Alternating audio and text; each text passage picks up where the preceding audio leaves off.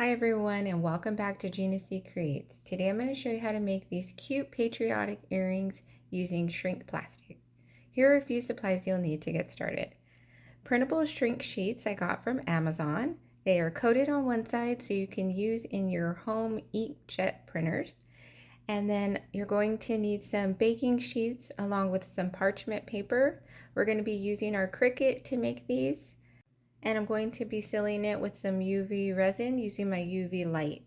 And if you don't want to seal it that way, you can also use the Mod Podge. You can head over to Gina C Creates to download my PNG graphics. It is of a patriotic ice cream and star. And you would just need to right click and unzip the file. And inside you'll find the two PNG images along with a free license.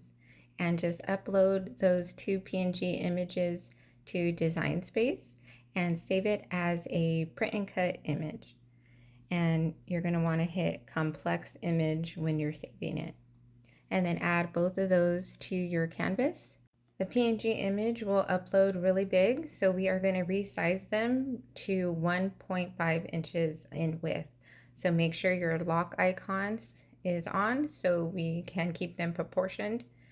And then we're just going to copy and paste to make another set.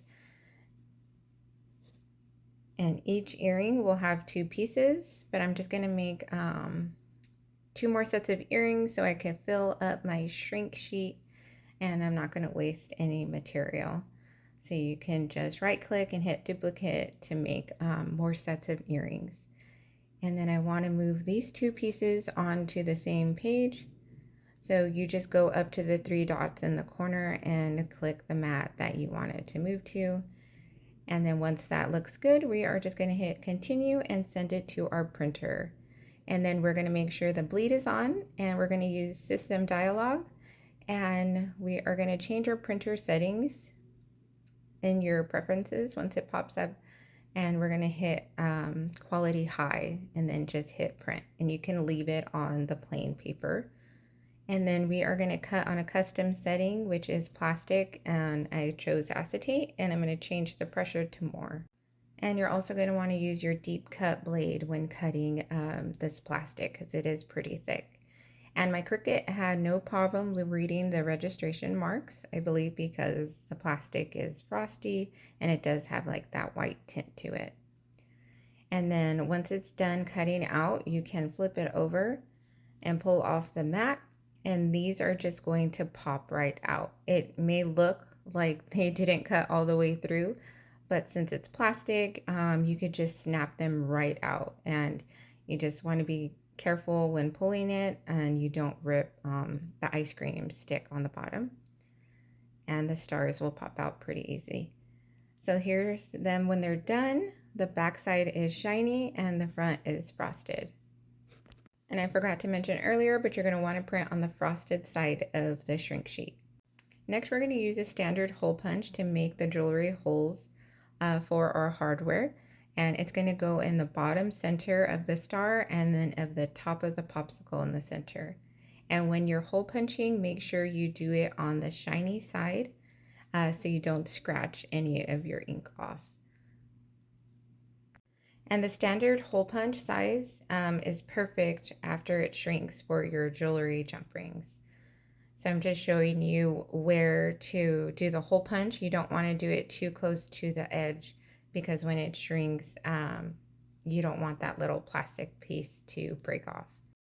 And next I just want to show you a size comparison after you put it in the oven. We made ours 1.5 inches wide and it shrinks down to about 3/4 of an inch. So to get these shrink down, we're going to use a cookie sheet and lay down some parchment paper. And we're going to put it in the oven for 329 degrees. And then we're going to watch it curl, and once it flattens out, we are going to pull it out. And this only takes seconds depending on your oven size. It says to leave it in for a minute or two, but I felt that is too long and it could get it to curl and you won't be able to flatten it. So I like to watch it in the oven And as soon as I see it laying back down flat, I am going to use my oven mitts to pull it out, and I'm going to lay another sheet of parchment paper on top, and I'm going to use another cookie sheet, and I'm going to flatten it and put some pressure to make sure that they become flat. And you're going to want to do this fairly quickly so you can flatten your jewelry, because as soon as it starts to cool, it will harden up. And just make sure you read the full directions on your shrink sheets package. And this is how they come out once they're done. They become much thicker and they're hard to the touch. And if you don't want these to scratch and you want them to last longer, you can seal them with some Mod Podge, or I'm going to use some UV resin to give it a shine and add glitter to the top of my earrings. So I'm just going to use my silicone mat, and I'm going to lay my charms onto the mat, and I'm going to get a little cup and I'm going to add my clear iridescent glitter. You want to make sure it's a translucent glitter so you can still see your design underneath. So I'm just mixing in the glitter, and then I'm just going to add a little dab at a time and use a toothpick to spread it out to the edges. And you want to make sure you go around the hole so you don't fill it in, or else the UV resin will close up your hole, and you don't want to do that. So you don't need a lot, you just do a little bit at a time and dab it onto your charm, and then you can drag it out with the toothpick and make sure that it goes all the way around the edges. And then to cure the UV resin, we're going to use a UV light. Mine is 120 watts, and I'm just going to place it over the mat, and I'm going to leave it in for 2 to 3 minutes. You may need to leave it in longer depending on your UV lamp voltage. You just want to make sure that they are not tacky and it's hard to the touch.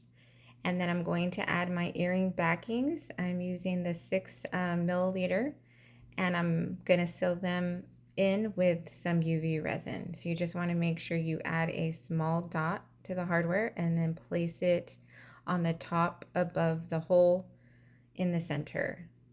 And you're going to want to make sure that UV resin overlaps onto the metal so it can lock it in and hold your hardware down. And then you just pop those into the UV light and let it cure. And then after it's done, we're going to add our jump ring. I'm using the 6 milliliter as well for this.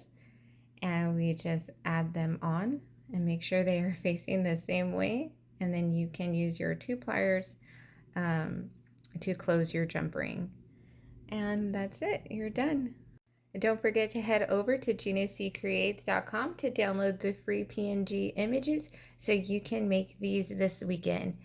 Thank you so much for watching, and I'll see you next time.